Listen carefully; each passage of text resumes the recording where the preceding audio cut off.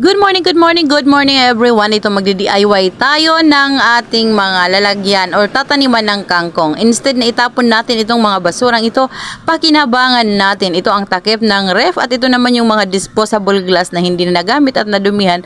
Gawan natin ng taniman ng kangkong. Ilalagay natin yan doon sa ibabaw ng ref na may tubig ulan din. O, diba? Para may tubig sa ilalim, para-paraan lang tayo para magkaroon tayo ng gulay sa ating kapaligiran kahit naman lang maliit ang ating space at wala tayong garden na maluwag. Ayan, linagyan natin ng kakaunting lupa yung mga disposable glass at inilagay sa binutas-butas. Ayan, nilagay ko na sa ibabaw ng ref na may tubig ulan. O, diba?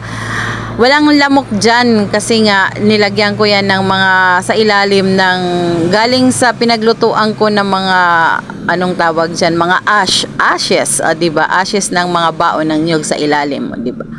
Fertilizer din yan balang araw. So, how many days lang naman yung tangkong ay tumutubo na kadagin. Yan ang ating ginagawa. O, tingnan nyo naman. Para-paraan lang tayo. Huwag tayong maging tamad sa ating mga araw-araw na ginagawa. O, diba? Ganyan. Mag-isip tayo para mayroon tayong pakinabang at hindi puro gasto ang ating naisip dahil nga wala tayong maigasto. Dahil wala tayong mga pera ngayon. Kaya sipag-sipag din. Pag may time, ayan na nga ang ating DIY na kangkong. Lilinisin natin yan. O, wait na lang tayo for how many days para talagang umusbong siya. Ayan, linisan natin ng kaunti para naman maging malinis siya talaga sa ibabaw at kaiga-igayat. At ito na nga ang ating finish work. Hindi finish product, finish work. O, diba?